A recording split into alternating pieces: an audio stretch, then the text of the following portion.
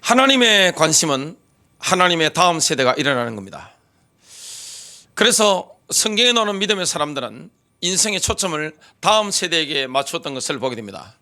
여러분, 일반적으로는 다음 세대가 한 3세부터 만 13세 정도, 이화 때부터 청소년기를 말하는데, 성경적으로는 다음 세대가 뭡니까? 나이의 개념이 아닙니다.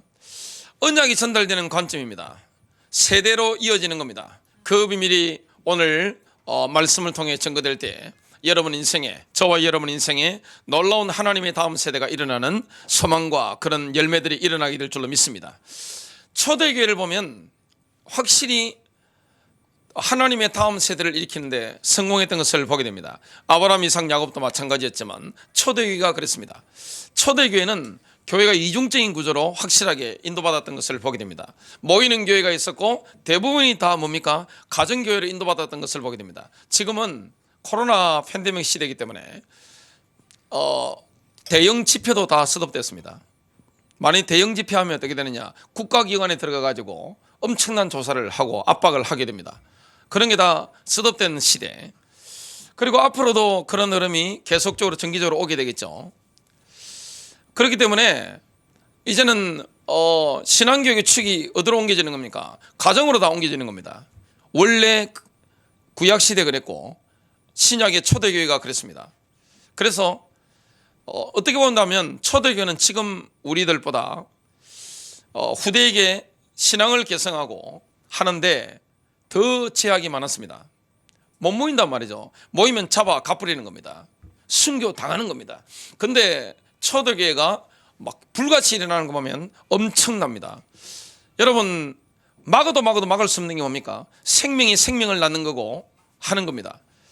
만일 초대교회 그리스도인들이 신앙 인격이 전혀 되지 않고 영성이 없었다, 그렇게 복음 확산이 되겠어요? 불가능합니다.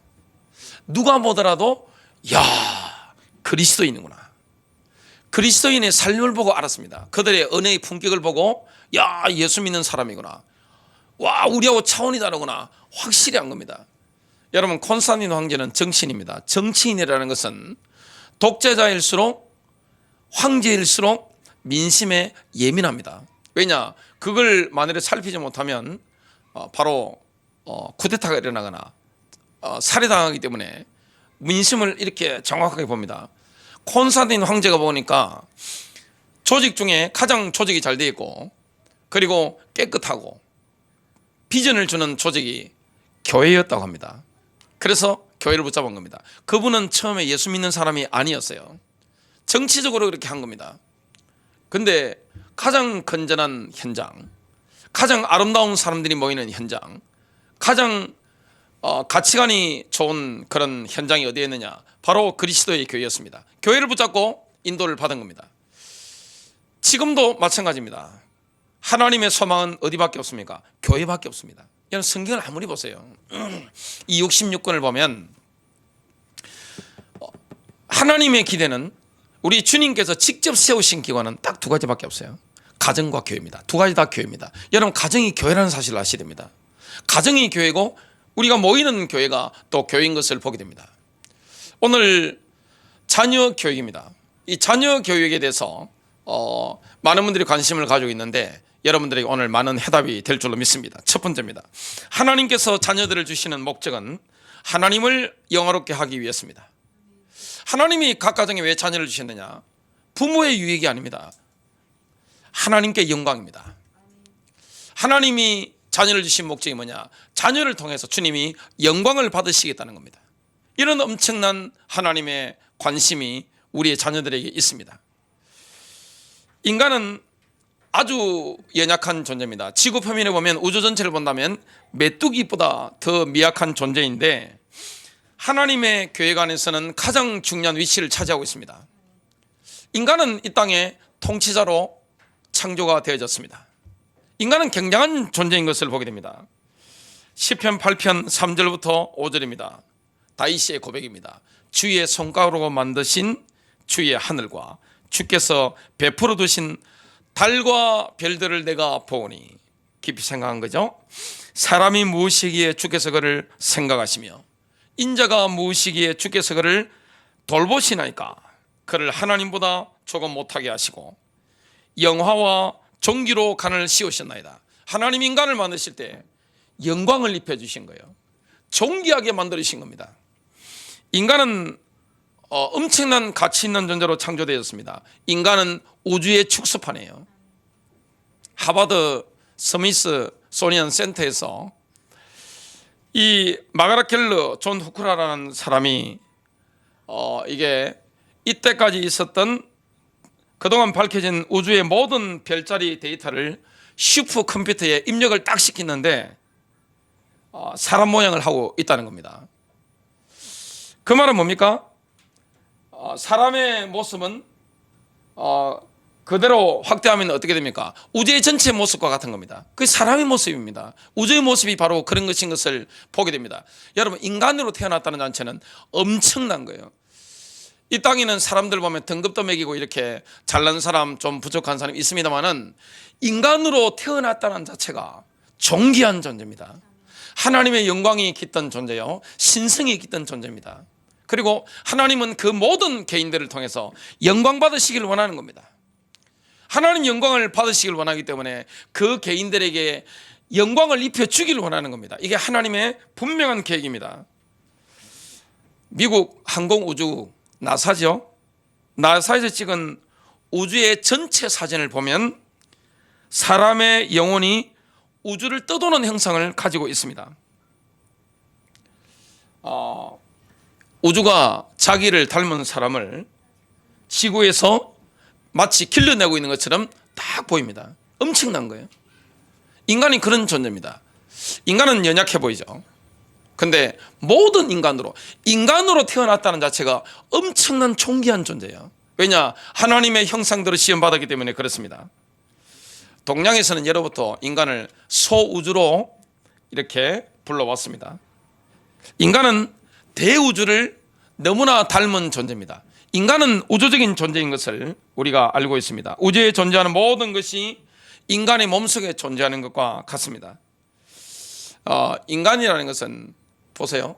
자, 사람을 보면 인간의 머리는 하늘을 닮아가지고 둥글둥글하죠. 둥글둥글합니다. 또 두 발은 땅을 닮아가지고 평평합니다. 땅이 평평하잖아요. 그리고 하늘에 뭐가 떠 있죠? 반짝반짝하는 달이 떠 있고 별이 떠 있습니다. 인간의 두 눈이 뭡니까? 반짝반짝 지금 하고 있잖아요. 지구에 산맥과 이런 게 있습니다. 산맥이 있듯이 우리 몸에는 뭐가 있습니까? 뼈가 있잖아요. 지구에 산맥이 엄청납니다. 로키 산맥이라든지 뭐 이런 어마어마한 산맥들이 있는데 우리에게는 뭐가 있습니까? 뼈가 있습니다. 또 지구에 들판이 얼마나 많습니까? 러시아 대평원, 우크라이나 평원들, 뭐 김해 평야, 또 김포 평야, 이런 평야들 쫙 있잖아요. 인간에게 뭐가 있습니까? 피부, 살이 있습니다. 산천 초목이 있듯이 또 인간에게 뭐가 있습니까? 털이 있습니다. 강물이 있듯이 인간에게는 핏줄이 있습니다. 또 지표의 3분의 2가 바다에 있듯이 사람의 70%가 물입니다. 이런 것들이 다 있죠. 인체는 30조 개가 넘는 세포로 구성되어 있습니다. 어마어마하게 복잡한 존재고 존귀한 존재입니다. 그리고 인간은 영이 있고 혼이 있습니다. 하나님을 그대로 닮았단 말이죠. 우주를 닮은 존재입니다. 소우주입니다. 인간이라는 자체는 어마어마한 존재예요. 하나님은 그 인간을 통해서 영광 받기를 원하는 겁니다. 또 하나님께서 가정을 세우신 목적은 하나님을 닮은 자녀를 세우시기 위한 목적이 있습니다. 인간 자체가 어마어마한데 그 가정에 하나님이 가정을 세우신 목적이 뭡니까? 자녀를 놓게 만들어 가지고 그 자녀를 하나님을 닮은 사람으로 세우는 거, 성장시키는 거, 이게 하나님께서 가정을 세우신 목적입니다. 말라기서 2장 15절입니다. 쉬운 성경을 읽어보겠습니다. 여호와께서는 남편과 아내를 만드시고 둘이 한 몸과 영이 되어 하나님의 것이 되게 하셨다. 그리고 그들이 하나님께 성실한 자녀를 낳기를 바라셨다. 여러분, 하나님께 성실한 자녀가 뭡니까? 하나님의 씨앗이라는 뜻이 있고 하나님의 자녀, 쉽게 말하면 뭡니까? 하나님의 성품을 드러내는 자녀를 자라나게 하시는 게 하나님의 분명한 계획입니다. 하나님을 닮은 자녀를 길러내는 거, 이게 하나님이 가정을 세우신 목적입니다. 지금은 가정을 보면 요즘은 쾌락을 위해서 결혼 잘 안 하고 또 결혼을 못하는 경우도 있고, 결혼을 하더라도 아이를 안 낳고 이렇게 사는 경우가 굉장히 많습니다. 그런데 하나님이 가정을 세운 목적이 뭡니까? 하나님을 닮은 자녀를 이렇게 길러내 가지고 그 자녀를 통해서 영광을 받으시겠다, 이게 하나님의 목적입니다. 그래서 하나님이 가정을 세우신 목적과 그리스도께서 그리스도의 교회를 세운 목적이 똑같은 겁니다. 하나님이 왜 가정을 세웠습니까? 하나님이 각 가정을 세운 목적은 하나님을 닮은 사람을 길러내는 겁니다. 우리 예수님께서 예수님의 교회를 세운 목적이 뭡니까? 그리스도를 닮은 제자들을 길러내는 겁니다. 그리스도를 닮은 성숙한 인물들을 만들어내는 거, 이게 하나님이 교회를 세운 목적이 뭐죠? 그래서 가정에서는 뭐가 일어납니까? 하나님을 닮은 사람들이, 애들이 막 일어나서 자라는 거죠. 교회 안에 누가 일어납니까? 그리스도를 닮은, 가장 그리스도를 닮은 그리스도의 제자들이 막 일어나는 거, 성숙한 그리스도의 제자들이 일어나는 거, 이게 하나님의 계획입니다. 또한 하나님께서는 자녀들이 하나님을 닮은 사람으로 성장해서 그리스도의 영광을 반사하는 반사체가 되기를 원합니다. 하나님의 목적이 그거예요. 하나님은 우리의 자녀들이 그리스도를 닮은 사람으로 이렇게 성장해서 그리스도의 영광의 빛을 반사하는 존재로 자라기를 원하는 겁니다. 예수님 누군지 보여주는 겁니다. 야, 예수님이 저 정도로 영광스러운 분이네. 그리스도의 교회를 보면서 세상 사람들이 뭡니까? 그리스도 영광을 막 바라보는 거죠. 제가 지금 터키죠, 이스탄불, 콘스탄티노플이죠. 거기 가보니까 성소피아 성당이 있더라고요. 옛날에는 그 건물을 막 둘러싸여 있으니까 얼마나 화려했겠어요. 뭐 제가 갔을 때는 그 정도는 아니었죠. 세월이 많이 흘렀기 때문에. 그 이스탄불을 점령한 이렇게 이슬람의 그 왕이 보고 감탄을 했다 하잖아요. 어마어마하니까. 근데 교회가 비치는 그 영광은 영적인 영광입니다. 세상 사람들이 교회를 보고 뭘 보게 됩니까? 주님이 피로 값주고 세신 교회를 바라보면서 와, 눈이 부실 정도로 영광스럽단 말이에요. 그리고 이 땅의 삶 속에서 비춰지는 하나님의 백성들, 그리스도의 제자들이 비추는 반사하는 그리스도의 영광, 하나님의 영광, 이걸 보니까 막 어마어마하단 말이죠. 하나님의 신성이 보인단 말이죠. 그리고 예수님이 어떤 분인지 딱 보인단 말이죠. 이게 하나님의 계획입니다. 그래서 하나님께서 구약시대 보면 말라기서 2장 15절에 말씀하시는 것처럼 가정을 세워가지고 하나님을 닮은 사람을 길러내는 것과 신약의 예수님께서 그리스도의 교회를 딱 세워가지고 교회 안에서 그리스도를 완전히 닮은 그리스도의 그 신성과 영성과 그 인성, 성품이죠, 품성, 그대로 닮은 그리스도의 제자들을 세워나는 거, 이게 교회 목적과 가정의 목적이 사실 일치하는 겁니다. 왜 그렇습니까? 가정이 교회이기 때문에 그렇습니다. 가정은 교회예요. 가정은 하나님을 닮은 사람을 만들어내는 교회입니다. 또 지역교회도 그리스도를 너무나 닮은 제자들을 세워나는 교회입니다. 두 번째입니다. 하나님의 말씀은 하나님의 영광과 하나님의 성품을 드러낼 수 있도록 하나님의 다음 세대를 성장시킵니다. 그래서 하나님께서 가정에 자녀를 주는 목적이 뭡니까? 나의 다음 세대가 아닙니다. 하나님의 다음 세대를 하나님이 원하는 겁니다. 하나님의 다음 세대, 그리스도의 제자의 계보를 이어가는 다음 세대, 그게 교회고요. 가정도 똑같은 겁니다. 그래서 가장 중요한 게 뭡니까? 부모가 가정에서 하나님의 신성과 하나님의 성품이 흘러가는 통로가 되는 겁니다. 자녀들에게 절대적인 영향을 미치는 인물이 누굽니까? 바로 부모입니다. 그래서 부모는 자녀들의 인생에 있어서 최고의 스승인 것을 보게 됩니다. 여러분 자녀들에게 인생 최고의 스승이 누굽니까? 바로 부모님인 것을 보게 됩니다. 왜냐? 하나님이 그렇게 시온 겁니다. 하나님께서는 하나님을 닮은 사람을 이렇게 세우기 위해서 각 가정마다 자녀들을 주신 겁니다. 자녀를 주신 거예요. 그래서 하나님께서 5대양 6대주에 얼마나 많은 인종이 있나요? 얼마나 많은 민족이 있나요? 얼마나 많은 나라가 있습니까? 그런데 그 가운데서 찾아가도록 하신 겁니다. 여러분 집으로 찾아가도록 하신 거예요. 그러니까 하나님이 승리하신 거예요. 왜 그렇게 되느냐? 모릅니다. 하나님이 하시는 일이기 때문에 잘 몰라요. 어떤 아이가 태어날 때는 뭡니까? 아프리카에서 태어나죠. 남미에서 태어나죠. 남미 큐바에서 태어나고 미국에서 태어나고 중국에서도 태어나고 아르헨티나에서 태어나고 뭐 룩셈부르크에서도 태어나죠. 영국에서도 막 태어나죠.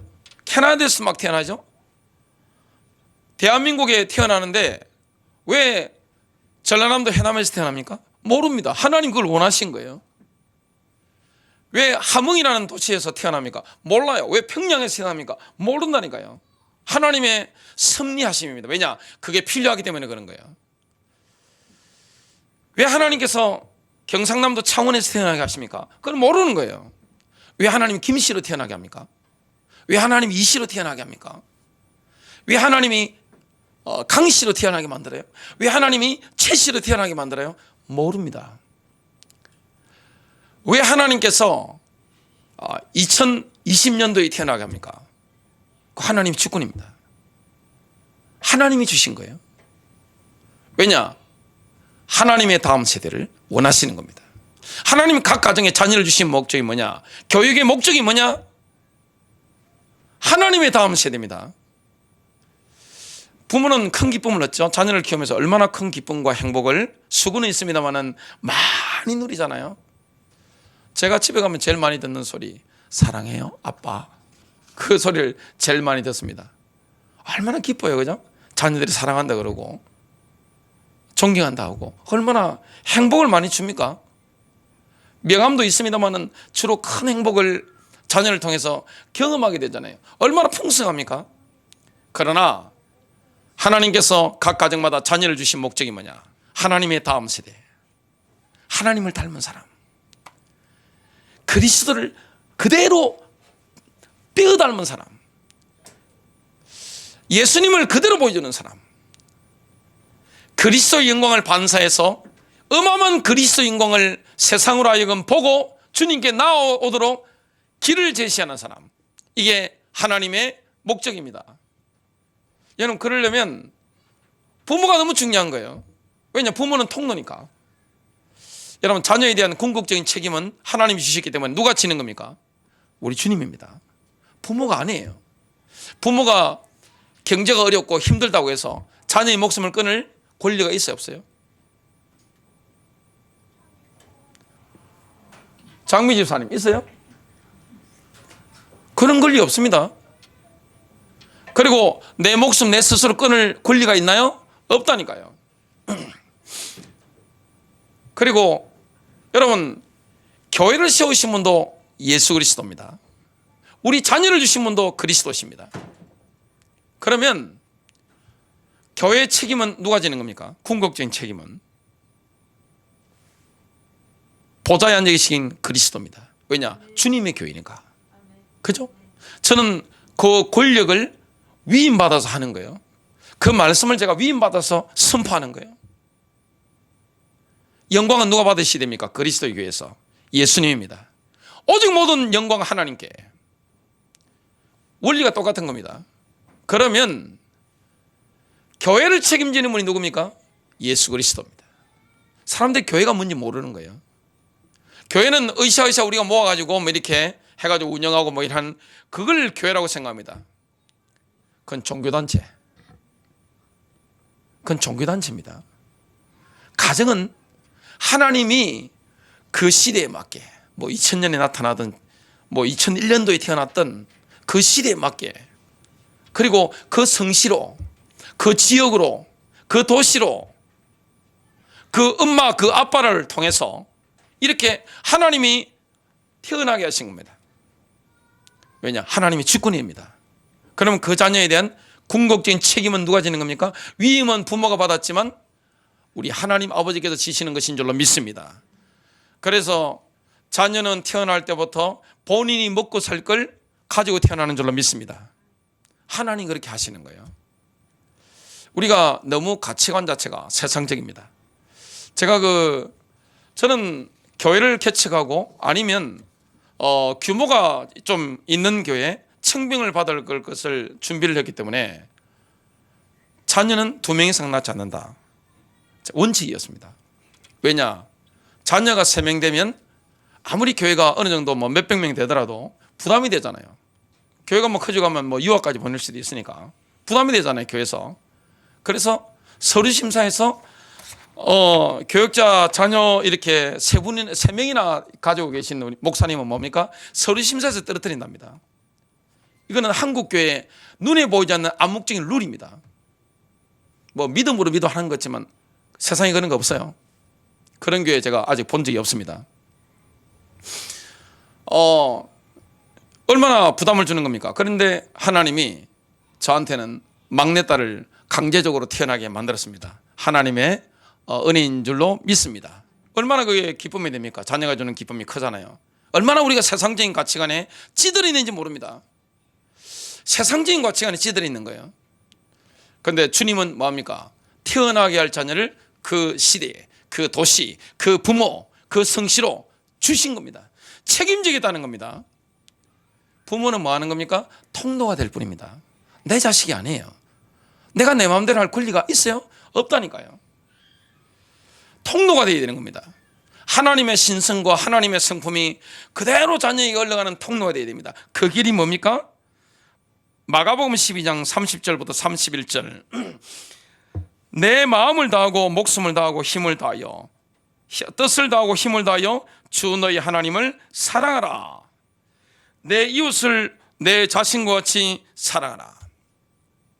가장 좋은 본문은 뭡니까? 하나님 사랑하고 이웃을 내 자신처럼 사랑하는 거. 이게 영성입니다. 이게 인생이 제대로 된 부모입니다. 이런 집안에서는 반드시 예수님을 닮은 사람이 일어납니다. 하나님을 닮은 사람이 일어나는 거예요. 하나님을 너무 사랑하는 거예요. 그리고 이웃을 내 몸처럼 아끼고 사랑하는 거예요. 이게 최고의 교육입니다. 왜냐? 그걸 보고 자라는 겁니다. 하나님은 그 부모가 받은 영성, 그 인성, 이것이 누구에게 흘러가기를 원합니까? 자녀에게로 그대로 흘러가기를 원하는데 그 비결이 뭡니까? 바로 말씀 암송입니다. 그래서 유대인들이 했던 게 뭡니까? 신명기 6장 6절부터 9절입니다. 오늘 내가 내게 명하는 이 말씀을 너는 마음에 새기고 내 자녀에게 부지런히 가르치며 집에 앉았을 때든지 길을 갈 때든지 누워있을 때든지 일어날 때든지 이 말씀을 강론할 것이며 너는 또 그것을 내 손목에 매어 기호를 삼으며 내 미간에 붙여 표로 삼고 또 내 집 문설주와 바깥문에 기록할지니라. 이 세마의 인성교육의 핵심이 뭐죠? 먼저 하나님을 사랑하라. 그 다음 이웃을 내 자신처럼 사랑하라. 이 비결이 뭡니까? 말씀 암송입니다. 말씀은 영이에요. 우리가 글을 본다는 것은 그 저자를 만나는 겁니다. 저자를 직접 만나는 겁니다.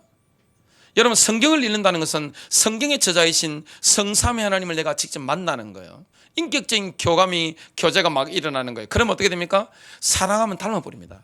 하나님을 사랑하면 하나님 닮습니다. 내가 하나님을 사랑하잖아요. 그러면 하나님을 그대로 닮아버리는 거예요. 사랑하기 때문에 닮는 거예요. 우리 주님이 가지고 계신 영성, 그 인성, 성품이죠.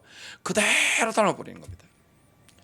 그래서 이스라엘에서는 이런 교육을 정확하게 하니까 뭐가 흔들리지 않느냐?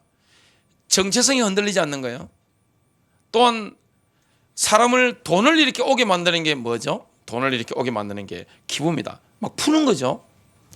여러분, 돈을 버는 사람은 돈을 풀 줄 압니다. 아무 때나 쓰는 게 아닙니다. 풀 줄 아는 겁니다. 하나님께 즐거이 드리고 이웃으로 물질을 흘려보내는 사람, 그 사람에게 돈이 붙습니다.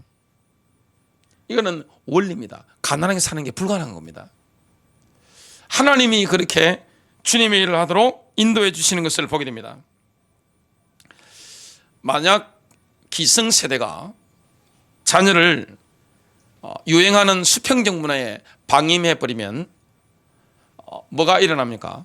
다음 세대가 일어나는 게 아닙니다. 하나님의 다음 세대가 일어나는 게 아니라 다른 세대가 일어나 버립니다. 전혀 변종된 다른 쉽게 말하면 DNA가 달라진 다른 세대가 일어나 버리는 것을 보게 됩니다. 사사기서 2장 10절입니다. 그 세대의 사람도 다 그 조상들에게로 돌아갔고 그 후에 일어난 다른 세대는 여호와를 알지 못하며 여호와께서 이스라엘을 위하여 행하신 일도 알지 못하였더라. 여호수아가 딱 죽고 나니까, 그리고 그 시대에 장로들 어른들 세대가 딱 죽고 나니까 다른 세대가 일어나 버리는 거예요. 뭐가 없습니까? 하나님에 대한 기억이 없는 겁니다. 하나님을 알지 못하는 거예요. 하나님을 인격적으로 만나지 못하는 거예요. 쉽게 말하면 뭡니까? 영맥이 차단된 거예요. 영적인 맥이 딱 차단돼 버린 거예요. 맥이 딱 막혀 버린 겁니다. 영적인 줄기가 내려가다가 어떻게 됩니까? 딱 잘려버린 것을 보게 됩니다. 그리고 하나님이 하신 일에 대한 기억을 공유를 못한 겁니다. 하나님 하신 일이 너무나 많은데, 이게 사실적인 기적인데 이게 지금 내려가지 않고 딱 잘려버리니까, 영줄기가 딱 셋업돼 버리니까 어떻게 됩니까? 다음 세대가 아닙니다. 하나님이 기대하신 다음 세대가 아니라 다른 세대가 일어나 버린 것을 보게 됩니다. 너무나 충격적인 일이죠. 한국 교회는 고등학교를 졸업하면 80%가 교회를 떠납니다. 이거는 한국 교회의 퍼센트지입니다. 고등학교 졸업하면 80% 다 떠나갑니다. 근데 이 하나님의 다음 세대를 일으키는 가정의 특징이 있습니다. 그게 뭐냐? 부모가 하나님을 사랑하는 거예요. 사랑하면 닮습니다. 자녀들이 딱 부모님을 딱 뵐 때, 아버지 어머니를 볼 때 예수님을 닮았다 느끼게 됩니다. 그죠? 부모가 하나님을 너무 사랑하잖아요. 예수님을 사랑하면 어떻게 됩니까? 예수님의 그 영성, 예수님의 성품, 예수님 마인드, 정말 겸손한 마인드, 인류를 사랑하는 그 마인드, 이게 부모의 가슴 속에, 부모의 뒷모습 속에 보인단 말이죠. 사람은 말로 한 거는 얼마 안 갑니다. 근데 뒷모습은요 정확합니다. 뒷모습을 따라가는 겁니다. 이게 인생의 원리인데, 부모가 얼마나 중요한 겁니까? 근데 이게 안 돼버리면 어떻게 됩니까? 만약 부모가 교회에서 설교하거나 기도하거나 교회에서 이렇게 하는 그 언어, 행동하고 집에서 보이는 게 완전히 너무 차이 나버리면 어떻게 됩니까? 교회 다닐 이유가 없는 겁니다. 다 떠나버리는 겁니다. 근데 부모님에게서 그 영성과 예수님의 성품이 흘러간단 말이죠. 보인단 말이죠. 감동이 되잖아요. 또한 이 부모를 통해서 이 인격적인 교제가 일어날 때, 그래서 우리는 뭘 투자해야 됩니까? 자녀와의 친밀함이 너무 중요합니다. 자녀와의 친밀함. 그래서 신앙이 좋은 분들은 뭡니까? 자녀와의 친밀함이 너무 중요한 거예요. 자녀와의 인간적인 관계, 친밀한 관계, 대화가 되는 관계, 이게 너무 중요합니다. 그게 되어져야 뭐가 됩니까? 부모에게 있는 이 영성과 그 인성이 그대로 내려가게 됩니다. 그리고 하나님께 즐거이 드리고 이웃에게 베푸는, 이게 되어져야 자녀들이 어떻게 됩니까? 경제적으로 풍요를 누리게 되는 겁니다. 원리란 말이죠. 이걸 부모와 가까워져야 이게 되어진단 말이죠. 이걸 제대로 하지 못하면 어떻게 됩니까? 하나님의 다음 세대가 아니라 다른 세대가 일어나는 겁니다. 쉽게 말하면 곡식을 심었는데 잡초가 일어난단 말이죠. 이게 어떻게 할 수 없는 이런 일이 일어나게 됩니다.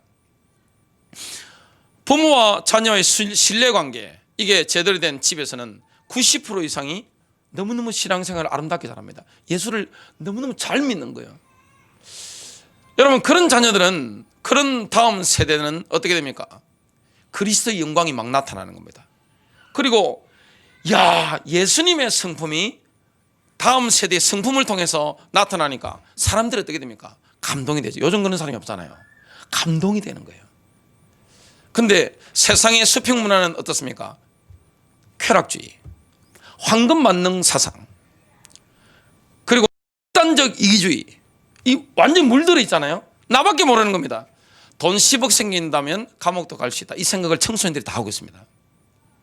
이 썩은 사고방식에 병든 거죠. 그러니까 어떻게 됩니까? 이래 되는 겁니다. 만일에 우리의 자녀들이 신앙이 없는데 교회에 와가지고 성공하는 비법만 딱 배워버리면 어떻게 됩니까? 딱 교리적인 게 딱 외워가지고 이걸 응용한다. 어떻게 됩니까? 괴물이 되는 겁니다. 여러분 집안에 괴물이 한 명도 안 나오게 되시길 주님의 이름으로 축복합니다. 그건 괴물이 되는 겁니다. 근데 신앙을 제대로 배우면 어떻게 됩니까? 사람이 겸손해지잖아요. 깨끗해지잖아요. 그리고 인간애가 그냥 품성 속에서, 품격 속에서 막 흘러나오게 됩니다. 그리스도 영광이 막 비치는 겁니다. 하나님의 임재가 있는 인간이 되는 겁니다. 혼자 있을 때 뭐합니까? 하나님과 사귀는 걸 너무 좋아하는 거예요. 하나님의 신성이 막 깃드는 거예요. 누가 보더라도 어떻게 됩니까? 영광이 보이는 거예요. 저 같은 경우에는 가정에서 있는 걸 배운 적이 없습니다. 왜냐? 예수를 믿지 않았기 때문에. 그렇기 때문에 하나님이 저를 가정에서 뽑아내셔가지고 고등학교 1학년 때부터 바깥으로 돌린 겁니다. 그러면서 누구를 만나느냐? 그리스도를 만나고 교회 집사님이나 전도사님, 목사님 이런 성자급들 이런 분들을 제가 만나서 급속도로 이렇게 교육받은 거예요. 그리고 저를 키운 게 뭐냐? 책이었습니다. 여러분 책을 만난다는 것은 뭡니까? 그 저자를 내가 만나는 거예요. 내가 성경을 읽는다는 것은 이사야서를 읽으면 이사야를 직접 내가 만나는 거예요. 여러분 로마서를 읽으면 내가 사도 바울을 내가 직접 만나고 있는 거예요. 지금 이 만남이 자꾸 되어지는 게 어떻게 됩니까? 너무너무 갈망하니까 말씀이 내 인격이 되고 내 생각이 되고 사상이 되고 내 모든 가치관이 되고 그리고 이게 나에게서 품격이 되어져 버리는 겁니다. 사랑하면 닮습니다. 왜 예수님을 안 닮는지 아세요? 사랑하지 않기 때문입니다.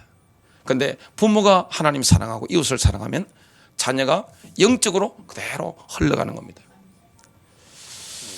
마지막 세 번째입니다. 하나님의 다음 세대는 하나님을 영화롭게 할 뿐만 아니라 인간 세계를 널리 이롭게 하는 인물로 쓰임받게 됩니다.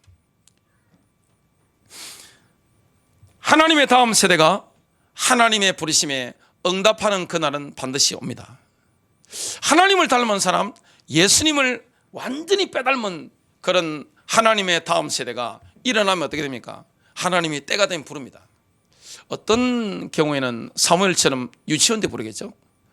어떤 아이들은 중학생 나이 때, 어떤 아이들은 뭐 18살 때 부르겠죠. 어떤 사람은 20살 때, 30살 때 늦게 부르는 사람이 있습니다만은 일찍 부름받는다는 것은 엄청난 영광입니다. 내가 그리스도께 헌신하는 그날, 그때부터는 자신에게 예비된 맞춤형 삶을 살아가게 되는 겁니다. 너무너무 맞는 거예요. 제가 이게 양복을 입어보면 주로 선물 받은 것들이 주로 주류란 말이죠. 제가 양복이든 옷이든 뭐 하는 것은 가격이 천차만별입니다. 본인 형편 따라 사주시기 때문에 천차만별이에요 그냥. 근데 어떤 경우에는 백화점 가가지고 비싼 양복을 사는데 입어보니까 좌우 잘 안 맞는 경우가 많아요. 왜냐하면 제가 나이에 비해서는 허리가 많이 부응된 게 아니기 때문에 성전이 이렇게 좀 약간 왜소합니다. 나이에 비해서는 좀 왜소한 겁니다. 근데 백화점에 가서 비싼 양복을, 기성복을 딱 입어보니까 허리가 얼마나 굵게 나왔는지 이게 좌우 잘 안 맞는 거예요. 근데 제가 맞춤 양복을 한번 입어봤습니다. 입어보니까 확실히 몸에 제 몸 체형에 맞게 쫙 나오는 거예요. 제가 웬만하면 그냥 입는데 그런 게 있더라고요. 삶이 하나님이 나의 DNA 속에 넣어주신 섭리가 있습니다. 자녀는 내 자녀가 아니에요. 잠깐 위임받았을 뿐입니다. 뭐 성씨로 뭐 이씨로 김씨로 태어나든지 아니면 저 어디 전라도 광주에 태어나든지 부산시에 태어나든지 그죠? 경기도 광명에 태어나든지 아니면 서울의 면목동에 태어나든지 하나님이 이렇게 가정마다 다 주신 거예요. 근데 DNA 속에 뭐합니까? 내 인생이 걸어가야 될 하나님의 섭리적인 게 다 들어있는 겁니다. DNA 속에. 그걸 발견하지 못할 뿐입니다. 근데 주님께 헌신하는 그날이 되면 어떻게 됩니까? 내 인생이 달라지는 겁니다. 그때부터는 어떤 일이 일어날까요? 로마서 8장 28절, 우리가 알거니와 하나님을 사랑하는 자 곧 그의 뜻대로 부르심을 입은 자들에게는 모든 것이 합력하여 선을 이루느니라. 야, 왜 저런 부모님을 만나게 된지 알게 되는 겁니다. 왜 내가 이 도시에 태어났는지 알게 되는 겁니다. 왜 내가 이 시대에 태어났는지 알게 되는 겁니다. 그리고 나의 상처가 변하여 뭐가 되는 겁니까? 정말로 미래를 위한 발판으로 딱 쓰임받게 되는 겁니다. 하나님을 찬송하게 되는 거예요. 감사가 되어지는 거예요. 사람은 태어날 때 그 DNA 속에 하나님의 섭리적인 인생의 마스터플랜이 다 들어있습니다. 보통 보면 발견 잘 못하죠. 빈센트 반 고흐라고 있습니다. 유명한 화가 아닙니까? 네덜란드 화가인데 할아버지가 목사님, 아버지도 목사님, 그러니까 당연히 자기도 목사 되려고 들어갔는데 탈락해 버렸어요. 전도사라도 하려고 했는데 탈락해 버린 겁니다. 안 되는 거예요, 뭐가. 근데 이분 하나님의 섭리적인 경륜이 뭡니까? 화가입니다. 빈센트 반 고흐가 그린 그림이 세계적으로 탑 레벨이잖아요. 엄청나잖아요. 그 그림이 우리에게 얼마나 많은 감동을 줍니까? 고흐가 그린 해바라기라든지 여러 그림들 있잖아요. 저도 여러 그림들 많이 봤는데 감동을 주잖아요. 하나님의 섭리적인 경륜은 반 고흐에게는 목사가 아니었던 거예요. 전도사도 아니었던 거예요. 화가를 통해서 막 이렇게 하는 겁니다. 빈센트 반 고흐가 그 현세에서는 실패자입니다. 돈을 크게 번 것도 아니고, 그런데 미래에 이름을 남기고 한 거 한번 보세요. 하나님이 그 섭리를 하신 거예요. 우리의 자녀들이 언제 하나님의 섭리를 깨닫게 됩니까? 어느 날 확 옵니다. 하나님과 그 자녀의 관계입니다. 그래서 우리는 뭐 하는 겁니까? 자녀를 어떻게 보면 풀어줄 필요가 있습니다. 꽉 잡으면 안 돼요. 부모가 왜 자녀의 인생을 마음대로 컨트롤하려고 합니까? 왜 통제하려고 합니까? 하나님의 섭리적인 경륜이 DNA 속에 다 들어있는데 어느 날 딱 튀는 날 어떻게 됩니까? 내 몸에 딱 맞는 인생길을 딱 걸어가게 됩니다. 너무너무 편한 거예요. 이게 너무너무 편하고 신발 헐렁을 한번 해보세요. 뛰는데 신발이 헐렁을 한번 해보세요. 얼마나 힘들겠어요. 옷이 아무리 비싼 옷도 스모 선수가 있는 옷을 제가 입으면 되겠어요?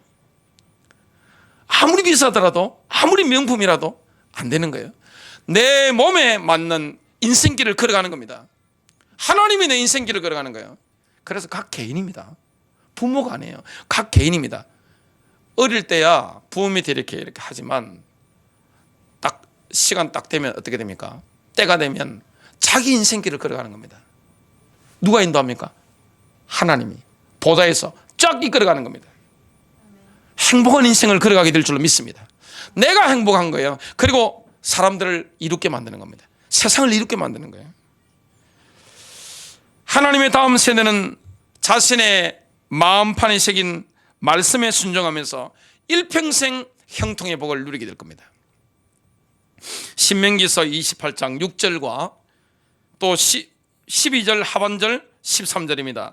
내가 들어와도 복을 받고 나가도 복을 받을 것이니라. 말씀 따라가니까 이래 됩니다. 내가 많은 민족에게 구워줄지라도 너는 꾸지 아니할 것이요. 경제적으로 번영을 누릴 수밖에 없는 거죠. 왜냐? 하나님께 즐거이 드리고 이웃을 나누는 사람이 가난해지는 것은 불가능한 거예요.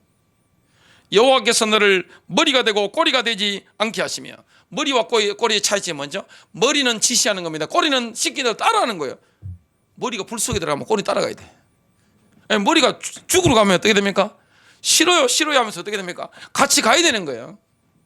여러분 진짜 머리가 되고 싶었어요? 말씀 암송하십시오. 주님을 닮으십시오. 주님을 사랑하십시오. 하나님 사랑하고 이웃을 사랑하십시오. 반드시 머리가 됩니다. 위에만 있고 아래에 있지 않게 하시리니 오직 너는 내가 오늘 내게 명령하는 내 하나님 여호와의 명령을 듣고 지켜 행하며 그랬습니다. 요엘 선지자는 말세가 되면 하나님의 다음 세대가 일어나서 성령의 기름 부음을 사방으로 흘려보는 것이다 예언하고 있습니다. 요엘서 2장 28절 그 후에 내가 내 영을 만민에게 부어주리니 너희 자녀들이 장래일을 말할 것이며 너희 늙은이는 꿈을 꾸며 너희 젊은이는 이상을 볼 것이며. 엄청난 거죠. 결론입니다. 부모는 또한 자녀가 고독한 영적 전쟁을 하고 있을 수가 있습니다. 그들에게 따뜻한 기도의 손길을 내밀어야 됩니다. 이 땅에는 잘 같이 예수를 믿으면서 자녀 가운데서도 기쁨이 되는 자녀가 있는 반면에 근심이 되는 자녀가 있습니다. 우측했어요, 그죠? 아니 보면 부모가 집에 딱 들어왔는데 어떤 아이는 부모가 기뻐할 만한 거 미리 다 해놔놨어요. 집 안정리 해놓고 딱 하죠. 기쁨을 막 준단 말이죠. 어떤 아이는 완전 반대입니다. 딱 뒷목 잡다 완전히 이거는 완전 막 딱 뒷목 잡도록 만드는 애가 이제 한 배에서 나왔는데 그렇게 다른 거예요. 사람이 어떻게 합니까? 야, 이놈의 자식아 왜 너는 공부도 그래 못하고. 아니 그 머리를 누가 물려준 거예요? 그러면 아니 부모가 그 머리 물려줬잖아요. 지금 너는 이놈의 새끼야 성질이 그따구고. 아니 그 성질 아버지한테 배운 거 아니겠어요? 엄마한테 배우고 누구한테 배우겠어요? 네? 한단 말이죠. 아이고 스마트폰만 하고 게임만 하고 이놈의 자식 하면서 집집마다 스마트폰이고 옛날에는 컴퓨터 부수더만 요즘 스마트폰 많이 부서지고 있습니다. 그런다 되겠어요? 더 비싼 거 사드려야 됩니다. 자녀한테. 네, 큰일 납니다. 그럴 필요 없어요. 그건 어리석은 겁니다. 자녀가 지금 고독한 영적 싸움을 하고 있다는 사실을 아셔야 됩니다. 고독한 거예요. 힘들잖아요. 고독한 거예요. 뭐가 돼야 됩니까? 친구가 돼야 됩니다. 마음을 내려놓으시고 눈높이를 맞추도록 싸우시길 바랍니다. 여러분 막 자녀에게 비난하잖아요.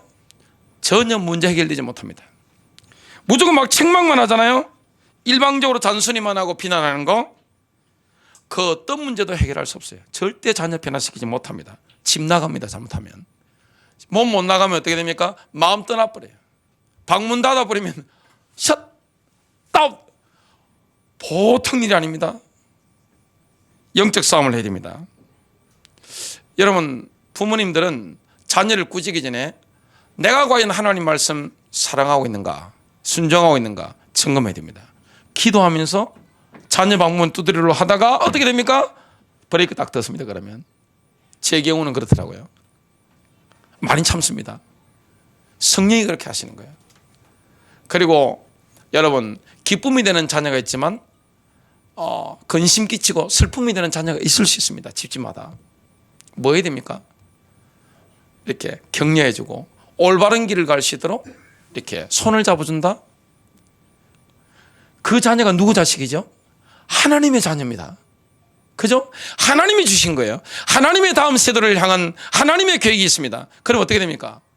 우리가 나를 내려놓고 십자가 지는 거죠. 나를 내려놓고 정말 근심이 되는 자녀를 내가 격려해주고 도와주고 기도해주고 하나님 마음에는요 얼마나 울림이 되겠어요. 야, 너가 내 마음을 아는구나.